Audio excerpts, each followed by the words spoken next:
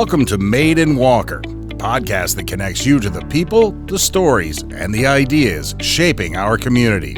From local innovators to everyday change makers, we're diving deep into what makes Walker a great place to live, work, and grow. Here's your host, Nicole DiDonato.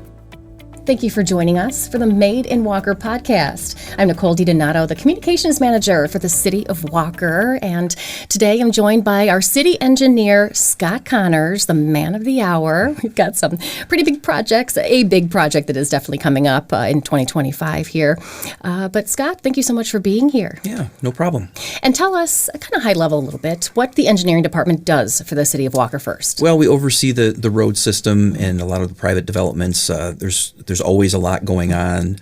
What we try to do is work behind the scenes as much as we possibly can. We kind of summarize our duties with 3 Ps approach, which is the public projects, the private projects that come in from developers, and then the various programs that we have to enact that are really behind the scenes. Okay, yeah. Not a lot to keep you guys busy. Oh, for sure. Yeah, 2024 was a pretty busy year. Had a lot of infrastructure, a lot of road reconstruction, but that was all really to bring us to here. And the big project of 2025, one of them, the Fruit Ridge Bridge. Yeah, and 24 was the biggest year we've ever had, Wow. by far. And we did a lot of different work with Kinney Avenue, with Bristol Avenue and the Railroad Bridge, with Center Drive, and then finally with Walker Avenue to get that ready for the Fruit Ridge Bridge this year. So we added a traffic signal up at 4 Mile and Walker. That was a joint project between Kent County Road Commission, the City of Walker, and MDOT, believe it or not. Okay. And that was completed at the very tail of the year to get us ready so that this coming year, when Fruit Ridge is under construction, Walker Avenue will be ready, Kinney will be ready, Bristol will be ready, and we'll kind of take a lot of our construction activity off the roads to let the city breathe a little bit. Yeah, that'll be nice. But until then, could be some growing pains here. Let us know exactly what we're kind of in for with the Fruit Ridge Bridge reconstruction. Well, yeah, I think within a couple months, no later than March 31st, we're going to see that the bridge over the highway is going to come down. And that's going to be a pivotal day because there's a lot of traffic north and south across that bridge, a lot of very important traffic from the industrial businesses, and then mostly from Kenowa Hills High School, where they have a lot of buses and parents and students coming across with facilities on both sides of the road. So that's really how it's going to start, is with that kind of pain. We're trying to remind everybody that the pain is going to be worth it, and at the end, we're going to have a great project for them when it opens back up.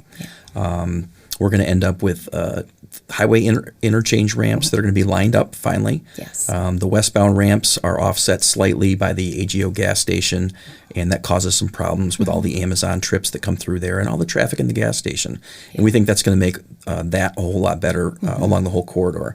And then to the south, on the eastbound highway, the eastbound off-ramp gets off at 3 Mile Road, and that is very difficult because a lot of large trucks are getting off to go to different businesses on 3 Mile and Fruit Ridge to the north, and it's very difficult to pull out of there when it's busy.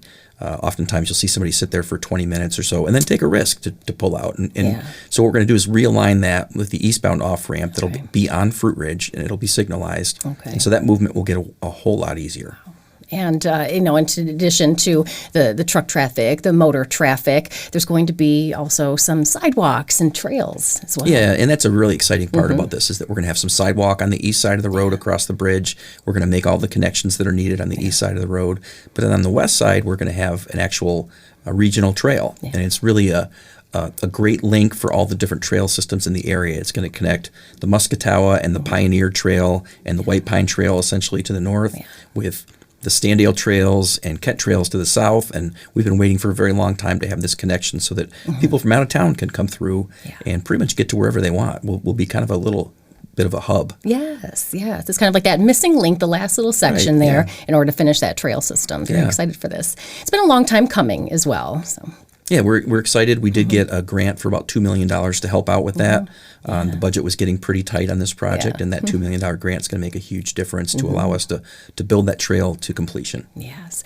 And as far as like the project itself, it's going to be MDOT taking most of the work, and then the City of Walker will be kind of doing some support work. Right? Yeah, the financing was a little strange because the $25 million that's really the seed for the project came to the City of Walker through a state appropriation. So we had a little bit, we had a pretty good hand in the card game there in how this comes out. But we realized early on that it's way better to have MDOT actually be the designer, because most of the work is in their right of way and with the highway. There is some work that's city work, and that is adding a center turn lane on Fruit Ridge to the north to help out those businesses with people getting in and out. Wow. And then the trail itself, obviously. So we do have a role in the project. We're going to try to focus our resources more on those areas, but we're also going to help out a lot with communications and problem solving related to the overall project, because having that bridge out of service is a big deal to all of our residents and business owners. Yeah, that's right. What kind of a timeline are we looking at here? Well, it's going to start in March, maybe as late as March 31st. There may be an opportunity for that to start early, but not as early as we thought originally, which is around February 1st. Yeah. So we'll have a little bit of a reprieve here.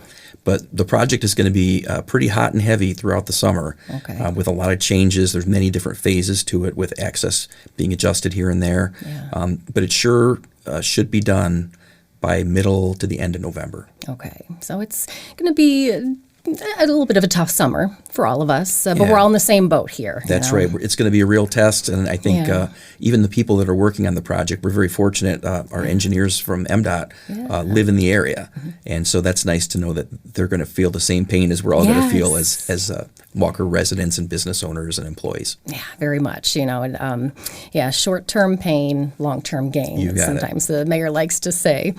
So talk about detours, how we're going to be kind of getting ourselves around. Right. So the detour is going to be Walker Avenue. I think that's the simplest way to say it. Yeah. But for some of the businesses, like if you have a business on Fruit Ridge Road, it's going to be a long detour, because you won't be able to go across the bridge. If you want to go south, you'll have to go north to 4 Mile Road, or you can use North Ridge. Okay. And then east on 4 Mile to Walker Avenue, and then south to the Walker Interchange.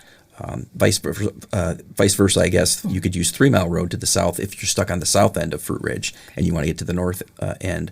But it's going to be a long detour. Yeah, it will be. And for the schools, as you were mentioning, Kenowa Hills has schools north and south of that bridge there. What is that looking like for them? Well, it's especially important for them because their bus garage is on the south side as well. So the high school and the middle school are on the north. You've got some elementary schools to the south. They're going to go through a little bit of pain as they try to cycle those buses back and forth. But we've reached out to them. We've worked with them. In fact, earlier today, I saw an email from the superintendent asking for an update, and the communication's been great. That's huge. And that's what we kind of want to get out to residents and businesses is as much as possible. We will be communicating changes and whatnot. And how will that communication look like? Well, I think a lot of it might be coming through your office, through social media updates. And from our office, we may have some direct mailings. I also suspect that this will be kind of a heavy news story. We'll probably be doing interviews from time to time. We're going to use everything that we have available to us to get the word out. Yeah, all right. And, we appreciate that. Again, we knew this was coming for a while. 2025 is the year, but it's going to be so much better once it's all done. It'll be a great project. Yes. And if people do have kind of questions and a good way to reach out, who are kind of going to be the point people? Well, I'll be the point person from the city. MDOT will also have a point person, and they have a local communications manager that can talk to the specifics of the project. But I guess the beauty of this is that we're working as a team. And so we'll have many opportunities and resources to help people out. And how does it feel for you, leading a lot of these projects, coming off a year like 2024, so much on your plate? What did that look like kind of looking back? I'm very tired. That was a really rough year last year. I think with all the work that we had, it was way more than we've ever done, at least twice as much as we've ever done. Wow. But it was important. We had to get all that stuff done. We had to divide and conquer a little bit. And we feel fortunate that it was kind of a miracle that we got all of that stuff done. This coming year is going to be a different kind of year because we're not going to be managing active construction projects on our local road network like this.